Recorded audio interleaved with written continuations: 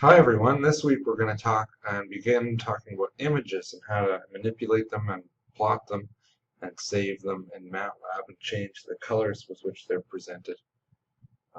So we'll go over the homework from last week in class and cover the next homework in class as well, and we'll focus here on the new material about images. So an image is any two-dimensional matrix. And you can turn any two-dimensional matrix into an image. So say you have a 40 by 40 matrix. That could be a 40 by 40 picture. And as you might know, if you look really close at your TV, it's essentially a matrix of little pixels. So matrix item ij, row I, column j, is equivalent or maps onto pixel y in the vertical dimension and x in the horizontal dimension. So y is the ith pixel on the y scale, and x is the jth pixel on the x scale. Sorry, y is the ith pixel on the y scale. So if you have a very simple matrix, say it's this matrix about bars, and there's a row of zeros, a row of ones, a row of zeros, a row of ones. You could think about that as items in a big grid or a matrix. And so the second row and the third column is a 1, and that represents this item here in the matrix. So here's the x-axis and the y-axis, just as here's the rows and the columns. So in the matrix here, the second row and the third column has these coordinates in the image. X is 3 and y is 2. So you could then say that each of those items in the matrix might get some color depending on the values that it has, a 0 or a 1. For instance, maybe zeros will make black and ones red. And this is where there's a bit of arbitrariness. We could map any color onto any values in that original matrix. But you can see that this ends up representing these bars of colors in the image. And we take away the grids. You can look for more information in the Matlab PDF that I handed out in the first lecture. But let's play with some of Matlab's default images. So let's go over to Matlab and type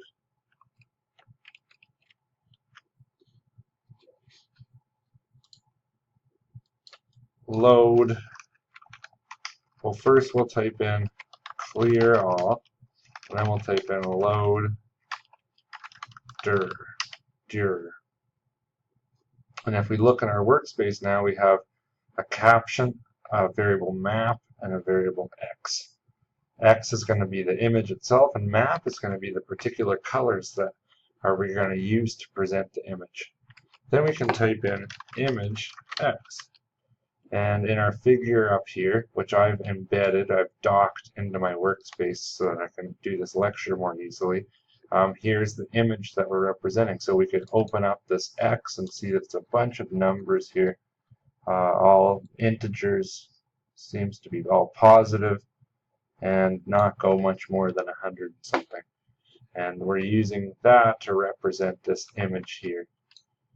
So I can type in color map, and it changes the tint a little bit here. And we'll talk more in this lecture about this color map. It's the way that you map these numbers in the variable x into particular colors that you use in the figure. And why we use this one map, well, you can see in the workspace, this was the color map that came with the image. We'll talk about that in a second. Then we can clean up this image and say axis equal. We can say axis image, which does the same thing, pulls in those axes. We can say axis off. And there we're almost presenting a nice image here without any ticks or anything. So what is the image in particular? If we look at the first item, it's a 41. We could also have seen that up here. It's a 41. The max is 128, and the min is 1, it turns out. So it's values, integers between 1 and 128 that we use to represent this image. So each of those values is turned into a color through this color map that we're talking about, which is like a color lookup table. For every number 1, we look up and use that color. For every number 128, we look up and use that color. So this variable map we saw is 3 columns and 128 rows. And it starts at 0 and it goes all the way up to 1. And given that this is a black and white image, it's likely then that this represents the relative shades of white or black that we want to present the image with. Let's learn more about color maps here. So a color map is a set of entries defining color values. It's used for a particular figure to display the contents. Each pixel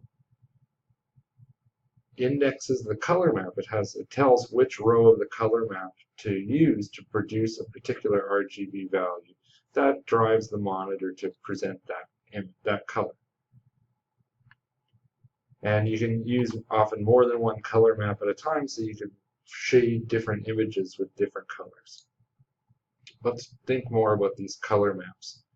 So a particular value on your monitor here, a particular pixel, say you want it to be red. Well, these pixels, you are representing their information with values red, green, and blue. They have 3 columns, 3 items, one representing how red, one representing how green, and one representing how blue.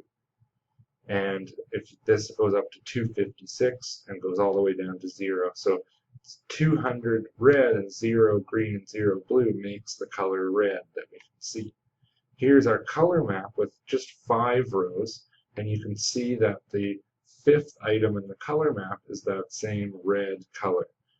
Other items in the color map, like this 4, might be a blue color because it's mostly blue with 0 red and 0 green. This one's probably a green color, and you can see that down here also. 1, 0, 0, and 0 indicates that no amount of red, green, and blues is going to be presented in the pixel, and that represents the color black. And so you can see if it's like a palette that we have, and we can use different colors, different rows of our palette to paint our screen in different ways. So there's 2 ways that you can change the color on the screen. You could either change which number you have in your image to represent that color, which part of the palette you're going to use, whether it's green or blue, or you could also change the line of this color map itself so that it has a different value in it. You might change this to be a more red, or you could change this to maybe a 2 so that it's this darker red.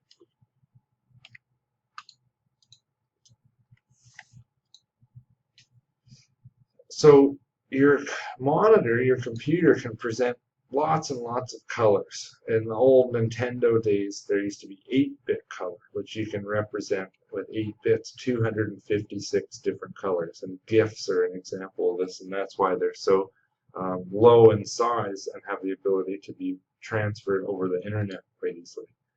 24-bit color has 8 bits per red, green, or blue. So that equals about 16.7 million different colors. And nowadays we usually have 12 bits per color, red, green, or blue of our monitor, which is 68 billion different colors that one could represent.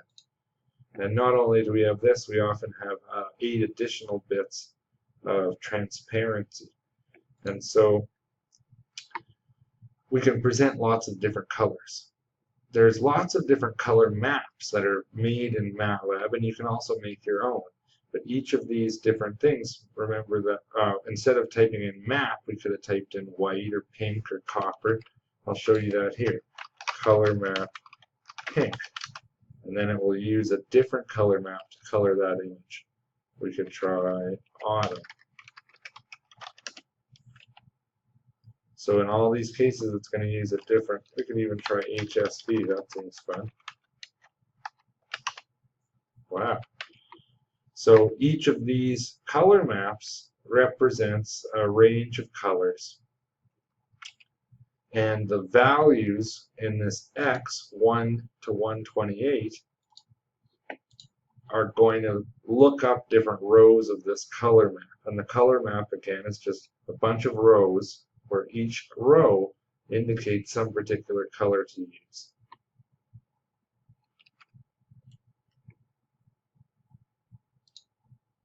So I'll begin an exercise on the next video since we're running short on time here, and I want to have plenty of time for this exercise. So I'll see you in the next video.